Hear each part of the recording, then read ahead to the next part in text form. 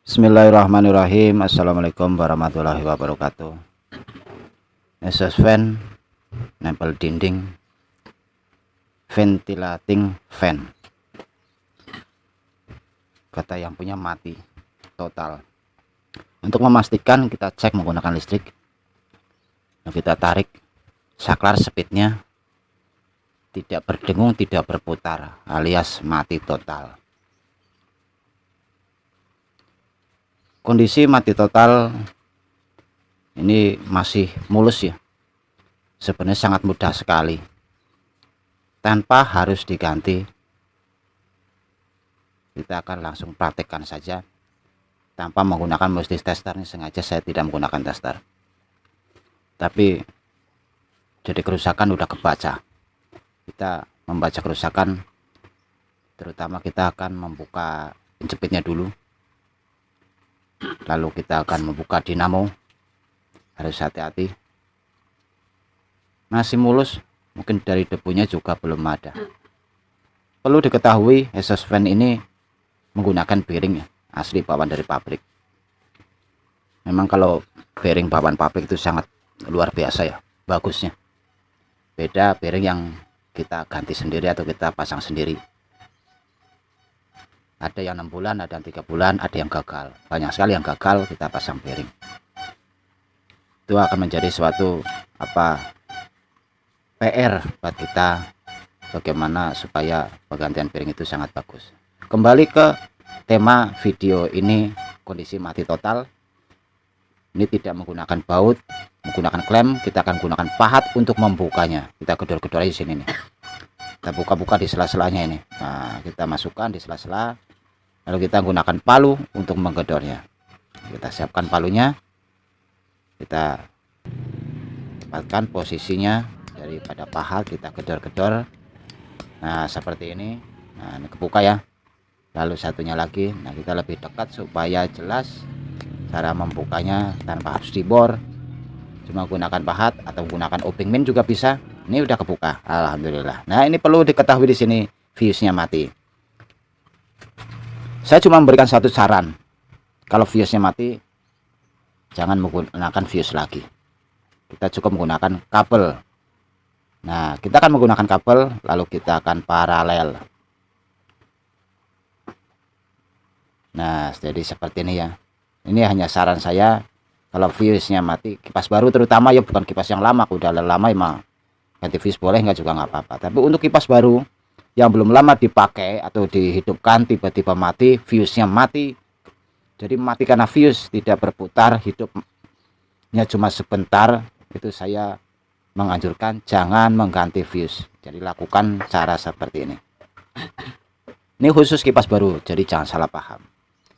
Apabila baru beli kipas angin, fuse-nya mati, jangan ganti fuse, dilangsungin aja atau gunakan kabel lalu kita solder. Nah, kalau ganti fuse nanti pasti berapa hari fuse pasti mati lagi. Itu udah pasti. Karena kelemahan fuse ada di antara tegangan listrik naik dan turun, atau NCP turun, NCP jelek, fuse bisa mati. Ini bearingnya masih bagus kok. Jadi matinya ini bukan karena panas, bukan. Jadi jangan salah paham.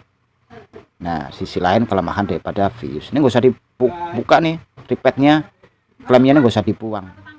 Nggak usah. Ini tinggal pasang aja, kita posisi pasin, kita gedor-gedor. Nah, dari samping ini udah, ini udah cukup, ini udah kenceng ini. Nah, kan dari atas bawah ini udah kenceng. Masih nggak percaya ya, kita akan tes uji menggunakan listrik. Nah, kita colokkan listrik, lalu kita mainkan saklarnya, turun, kita taikkan, berputar ya, asnya berputar, kita turunkan lagi, kita naikkan lagi, berputar lagi, berputar ke kanan. Nah, ini berputar kanan dan kiri telah normal kembali.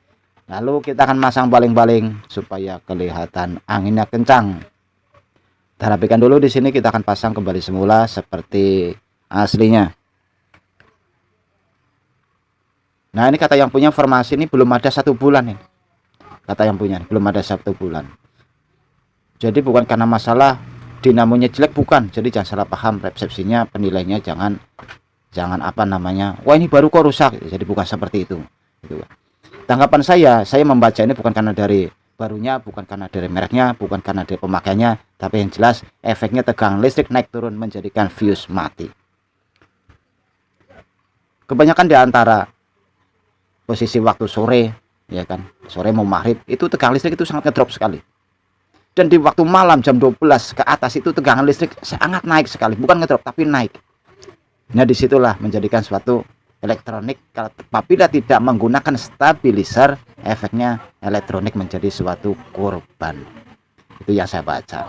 Apabila salah ya tolong diluruskan, karena manusia penuh dengan kesalahan. Kita akan pasang kembali dari saklarnya kaitan kawat, kita akan pasang. Nah, setelah kita pasang kaitan kawat, kita akan luruskan posisi di bodi daripada besi yang tadinya penyok-penyok, yang buka, kita akan luruskan lagi untuk pemasangan yang terutama dari sini. Ini sangat penting sekali, jangan sampai lupa di ujungnya ini nih. Nah, biar kelihatan nih. Nah, di ujungnya ini harus masuk dulu ke dalam. Tekan. Nah, setelah masuk, lalu kita akan jeplitkan di atas ini. Nah, kita ketok-ketok aja nih di sini. Nah, supaya ngunci. Kabel kita rapikan seperti aslinya seperti ini. Nah, udah selesai.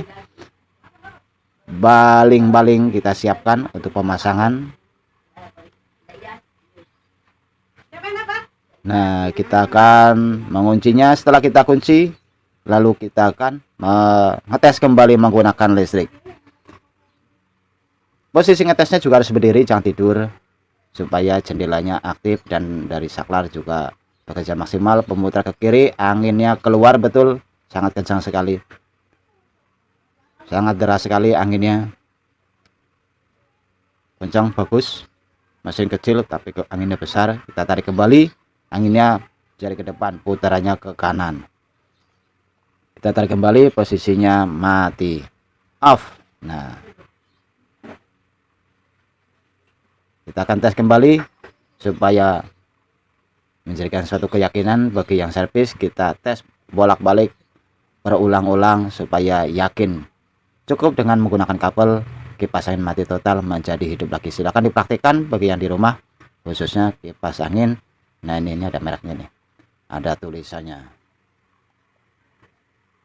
kipas angin ventilating buatan Indonesia. Ini ada nomornya tuh, nomor kode alam 4 angka. Terima kasih. Wassalamualaikum warahmatullahi wabarakatuh.